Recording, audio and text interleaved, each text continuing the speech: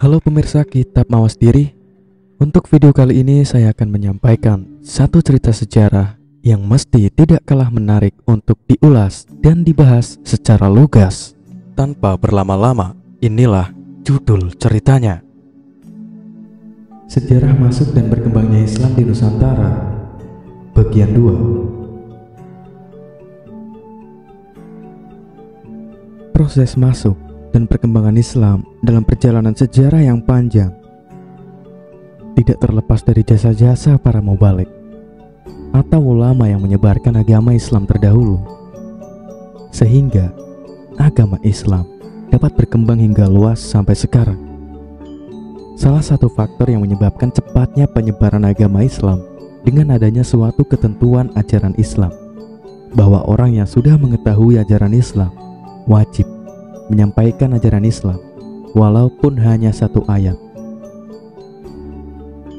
Penelitian ini menggunakan pendekatan sosiologi dan pendekatan agama. Pendekatan penelitian merupakan langkah yang dilakukan untuk mempermudah menganalisis peristiwa sejarah dan data-data sejarah yang dikumpulkan. Maka, dalam hal ini, sebuah skripsi mengenai sejarah masuk dan berkembangnya agama Islam di Desa Semuntul, Kecamatan Rantau Bayur, Kabupaten Banyuasin, Provinsi Sumatera Selatan, ini menggunakan beberapa pendekatan. Antara lain, pendekatan agama merupakan suatu refleksi kritis dan sistemis yang dilakukan oleh penganut agama terhadap agamanya. Pada penelitian ini, pendekatan agama sangat diperlukan untuk mengkaji masuknya dan berkembangnya agama Islam di Desa Semuntul. Pendekatan ini juga digunakan untuk menganalisis praktik keagamaan dan lembaga pendidikan keagamaan. Pendekatan sosiologi merupakan pendekatan yang berhubungan dengan masyarakat di suatu daerah.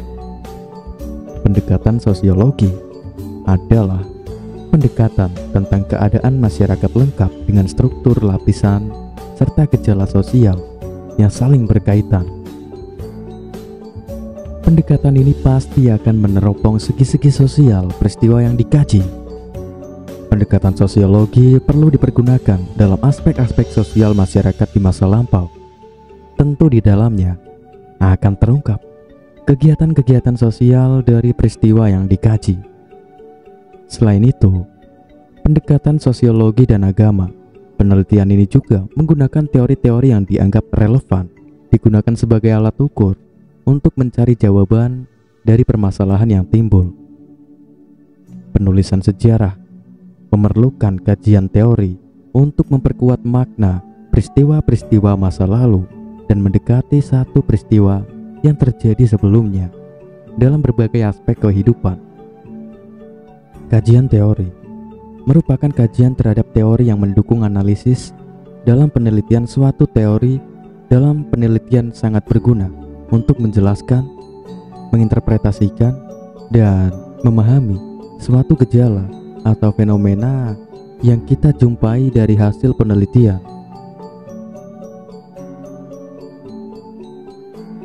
Proses masuk dan berkembangnya agama Islam tidak terlepas dari peran ulama, serta yang paling utama yaitu respon yang baik dari masyarakat terhadap masuknya Islam. Dalam hal ini, terjadi perubahan dalam masyarakat desa, sehingga Islam dapat berkembang sampai sekarang. Setiap masyarakat pasti mengalami perubahan-perubahan, baik perubahan dalam arti luas maupun perubahan dalam arti yang sempit. Perubahan secara cepat ataupun lambat, ataupun evolusi. Setiap masyarakat selama hidup pasti mengalami perubahan yang namanya perubahan masyarakat dapat mengenal nilai-nilai sosial, norma-norma sosial, pola-pola perilaku organisasi, susunan lembaga kemasyarakatan, lapisan-lapisan dalam masyarakat, kekuasaan dan wewenang, interaksi sosial dan lain sebagainya. Pada lembaga-lembaga kemasyarakatan tersebut selalu terkait proses saling mempengaruhi secara timbal balik manusia, makhluk sosial, tidak akan terlepas dengan suatu proses yang dinamakan interaksi sosial. Menurut Abdul Syani, perubahan berarti suatu proses yang mengakibatkan keadaan sekarang berbeda dengan keadaan sebelumnya. Perubahan bisa berupa kemunduran dan bisa juga berupa kemajuan. Bisa disebut progres. Kata perkembangan berasal dari kata dasar kembang yang berarti mekar, menjadi besar atau banyak. Sedangkan perkembangan adalah gerak suatu usaha yang berawal dari tumbuh lahir hingga menjadi besar. Menurut Meleot 1989, perkembangan, development, adalah proses atau tahapan pertumbuhan ke arah yang lebih maju. Pertumbuhan sendiri berarti tahapan peningkatan sesuatu dalam hal jumlah, ukuran dan arti pentingnya. Pertumbuhan juga dapat berarti sebuah tahapan perkembangan, a stage of development. Terjadinya perubahan di Desa Semuntul tidak terlepas dari peran para ulama, tokoh agama, beserta masyarakat itu sendiri, sehingga ajaran Islam berkembang sampai sekarang. Menurut Suryono Sukanto, peranan merupakan aspek yang dinamis dari kedudukan. Apabila seorang melaksanakan hak-hak dan kewajiban-kewajiban sesuai dengan kedudukannya, maka dia melakukan peranan. Setiap orang mempunyai macam-macam peranan yang berasal dari pola-pola pergaulan hidupnya, dan hal itu sekaligus bahwa peranan tersebut menentukan apa yang diperbuatnya bagi masyarakat kepadanya. Pentingnya peranan adalah bahwa hal itu dapat mengatur perilaku seseorang, dan juga bahwa peranan menyebabkan seseorang pada batas-batas tertentu dapat meramalkan perbuatan-perbuatan lain, sehingga dengan demikian orang yang bersangkutan akan dapat menyesuaikan perikelakuan sendiri dengan perikelakuan orang-orang sekelompoknya. Maka hubungan-hubungan sosial yang ada dalam masyarakat merupakan hubungan antara peranan-peranan individu-individu dalam masyarakat. Perkembangan Islam di Desa Semuntul, Kecamatan Rantau Bayur, tampaknya melalui proses yang lambat. Agama Islam tidak dapat berkembang apabila masyarakat tidak bisa menerima adanya suatu perubahan. Dan apabila telah sampai pada tahap perkembangan, maka keruntuhan atau kemunduran akan terjadi apabila masyarakat tidak dapat mempertahankan ajaran agama Islam itu sendiri. Atas dasar keterangan-keterangan di atas, keterbatasan pengguna teori-teori tertentu dalam penggarapan suatu subjek penelitian, maka penulis akan menggunakan teori-teori tersebut dalam penggarapan penelitian. Adapun fokus penelitian penulis secara konseptual berkenaan dengan sejarah dan perkembangan agama Islam di Desa Semuntul, yaitu meliputi latar belakang berdirinya masuknya Islam serta dinamika perkembangan agama Islam yang terjadi. Adapun dalam penelitian tentang perkembangan Islam, ini menggunakan analisis kualitatif deskriptif. Metode ini digunakan agar lebih mudah saat berhadapan dengan kenyataan ganda untuk memperlihatkan langsung hubungan antara peneliti dan responden, dan lebih peka dan menyesuaikan diri dengan banyak pengaruh terhadap pola-pola nilai. Dalam usaha menjawab permasalahan yang dikehendaki, maka penulis menggunakan metode penelitian sejarah yang sering disebut dengan metode sejarah. Metode sejarah dalam pengertian umum adalah penyelidikan atau suatu masalah dengan mengaplikasikan jalan pemecahnya dari perspektif historik. Adapun pengertian dari para ahli tentang metode penelitian sejarah sebagaimana dikemukakan oleh Gilbert mengatakan bahwa metode penelitian sejarah adalah seperangkat asas atau aturan sistematik yang didesain guna membantu secara efektif untuk mengumpulkan sumber-sumber sejarah, menilai secara kritis, dan menyajikan sintesis hasil-hasil yang dicapainya.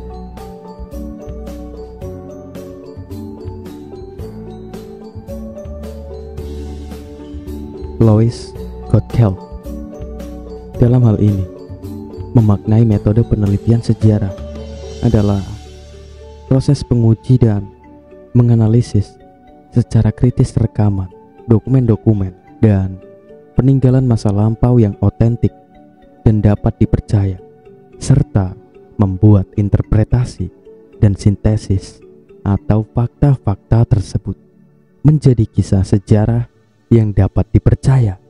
Berdasarkan pengertian para ahli, sepakat terdapat 4 langkah dalam melakukan penelitian sejarah. Istilah-istilah yang digunakan bagi keempat langkah itu berbeda-beda, tetapi makna serta maksudnya sama. Misalnya, seperti Lois Gottschalk yang mensistematikan langkah-langkah prosedur penelitian sejarah yang mana tertumpu pada 4 tahapan sebagai berikut. Yang pertama, pengumpulan objek yang berasal dari suatu zaman dan pengumpulan bahan-bahan tertulis dan lisan yang relevan. Kedua, menyingkirkan bahan-bahan yang tidak otentik. Ketiga, menyimpulkan kesaksian yang dapat dipercaya dari bahan-bahan yang otentik. Keempat, menyusun kesaksian yang dapat dipercaya itu menjadi suatu kisah atau suatu penyajian yang berarti. Heuristik. Heuristik merupakan langkah awal dalam penelitian sejarah, yaitu mencari dan mengumpulkan berbagai sumber data yang terkait dengan data yang diteliti. Dengan memasuki tahap pengumpulan sumber, seorang peneliti sejarah memasuki lapangan medan penelitian. Sumber data yang digunakan meliputi 2 sumber. Yang pertama, data primer, merupakan data yang didapat atau dikumpulkan oleh peneliti dengan cara langsung dari sumbernya. Data primer biasanya disebut dengan data asli, data baru yang mempunyai sifat up-to-date. Untuk memperoleh data primer, peneliti wajib mengumpulkannya secara langsung.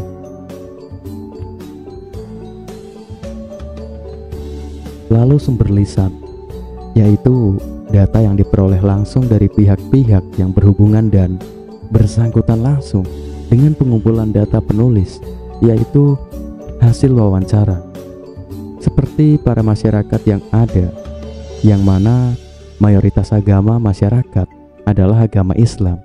Hal ini membuktikan bahwa agama Islam dapat berkembang. Berkembangnya agama Islam tidak terlepas dari peran para ulama yang menyebarkan agama Islam ke desa. Terdapat para keturunan dari ulama yang dapat pada saat itu ikut serta dalam menyebarkan agama Islam. Lalu sumber tertulis. Data yang diperoleh oleh penulis yaitu berupa dari berbagai literatur yang membuat masalah penelitian, seperti buku-buku yang berkaitan langsung dengan masalah penelitian.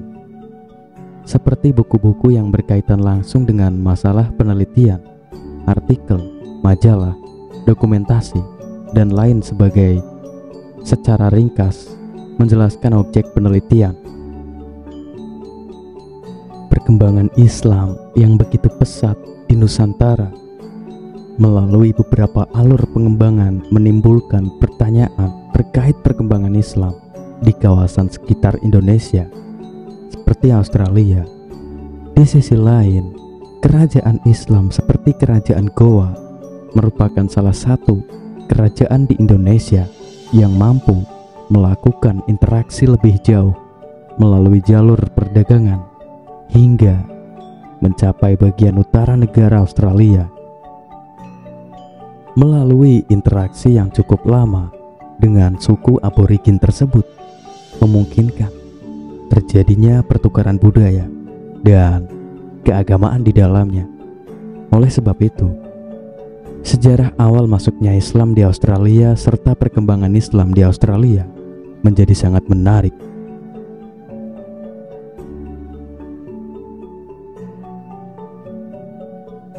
Hasil penelitian ini merupakan hasil jenis penelitian kepustakaan, di mana data-data yang dipakai adalah data kepustakaan.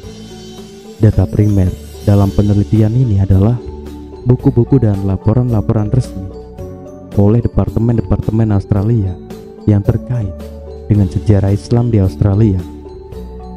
Metode analisis yang digunakan penulis adalah metode deskriptif kualitatif. Islam pertama kali masuk ke Australia melalui jalur perdagangan dan pelayaran oleh suku Bugis di bawah kerajaan Goa pada tahun sekitar 1600 Masehi. Hal tersebut menjadi bantahan beberapa ahli yang menganggap bahwa tahun 1800-an merupakan awal masuknya Islam di Australia melalui orang-orang Afghanistan semenjak dihapusnya kebijakan Australia. Maka peradaban Islam di Australia memasuki babak baru dalam kehidupan bermasyarakat. Penghapusan kebijakan tersebut berhasil mentransformasi kehidupan masyarakat Muslim menjadi jauh lebih berkembang dengan ditandai kemajuan pendidikan Islam, berdirinya organisasi-organisasi Islam, lahirnya museum Islam, serta kebijakan pemerintah yang sedikit lebih jauh toleran terhadap umat Muslim. Kebangkitan Islam selalu dinanti di seluruh belahan dunia. Indonesia sebagai satu negara dengan populasi Muslim terbesar di dunia menjadi salah satu titik harapan itu. Terlebih, kontestasi gagasan dan gerakan keislaman kosmopolitan yang cocok dengan kebudayaan masyarakat global mulai berkembang di Nusantara. Masyarakat dunia pun memiliki minat besar terhadap Islam di belahan Jamrud Khatulistiwa. Itu sebab dianggap dapat meredakan ketegangan sebagai akibat perang peradaban. Namun demikian, optimisme dan euforia jangan berlebih. Dulu dibesar-besarkan tanpa disertai upaya introspeksi umat Islam Indonesia. Alangkah lebih baik jika kebangkitan itu tidak sekedar berwujud simbol-simbol dan slogan-slogan yang keluar dari mimbar ataupun terpampang di pinggir trotoar, tetapi juga merasa dalam setiap nafas kehidupan masyarakat Indonesia. Di balik harapan akan kebangkitan Islam dari arah Indonesia itu masih tersisa 3 masalah besar, yaitu kebodohan pendidikan, kemiskinan ekonomi, dan kerelawanan sosial. Indikator masalah kebodohan dapat dilihat dari peringkat Indonesia saat ini yang menempati urutan ke-111 dalam tradisi literasi. Termasuk juga dapat dilihat dari rendahnya kualitas pendidikan ilmu dan teknologi. Problematika yang dihadapi umat Islam sekarang ini persis dengan sindiran Nabi Muhammad Shallallahu Alaihi Wasallam dalam satu hadis, seperti buih yang mudah diombang-ambingkan. Kebangkitan Islam meniscayakan lahirnya kader Islam yang berpendidikan dan mempunyai jiwa kerelawanan yang tinggi.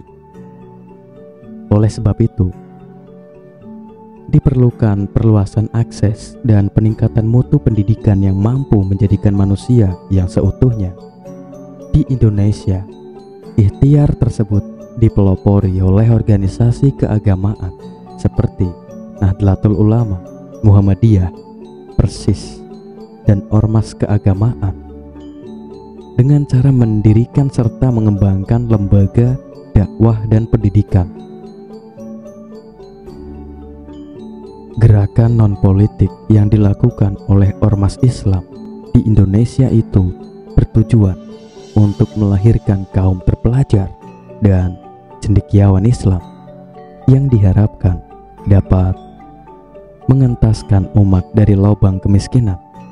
Walaupun usaha ini tidak instan, harapan terjadinya kebangkitan Islam bukan mustahil, justru lahir dari gerakan budaya yang diperjuangkan oleh ormas Islam dari belahan Zamrud Khatulistiwa tersebut.